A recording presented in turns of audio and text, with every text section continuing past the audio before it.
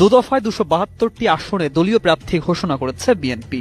বাকি 28টি আসনে সমমনাদের সঙ্গে সমঝোতার মাধ্যমে মনোনয়ন চূড়ান্ত করা হয়েছে। দলীয় সূত্র বলছে আজই 300 আসনের চূড়ান্ত প্রার্থী তালিকা ঘোষণা হতে পারে। তবে ঘোষিত 272টি আসনের মধ্যেও কয়েকটি মনোনয়ন পরিবর্তনের সম্ভাবনা রয়েছে। জানায় বাকি 28টি আসনের মধ্যে অন্তত 15টি মিত্রদের দিতে পারে বিএনপি। নিবন্ধন না থাকায় কয়েকজন শরিক নেতা ধানের শীষে নির্বাচন করবেন।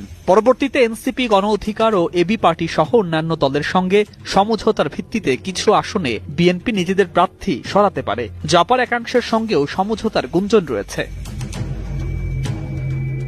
গুলশান কার্যালয়ে 3 দিনের কর্মশালায় ঘোষিত কয়েকজন প্রার্থীকে ডাকা হয়নি, তাদের জায়গায় নতুনদের ডাকা হয়েছে। হাইকমান্ডের নির্দেশেই এই পরিবর্তন। মনোনয়ন পরিবর্তনের ইঙ্গিত রয়েছে ঢাকা 12, নড়াইল 2, ঝালকাঠি 2, চট্টগ্রাম 4 ও 6, যশোর 6 আসনে। চট্টগ্রাম 4-এ কাজী সালাউদ্দিনের বদলে আসলাম চৌধুরী, যশোর 6-এ রৌনাকুল ইসলাম শ্রাবণের বদলে আবুল কালাম আজাদ, চট্টগ্রাম 6-এ গিয়াসউদ্দিন কাদের চৌধুরী এবং ঢাকা 12-এ সাইফুল আলম নীরবের মনোনয়ন পরিবর্তন হতে পারে। ঢাকা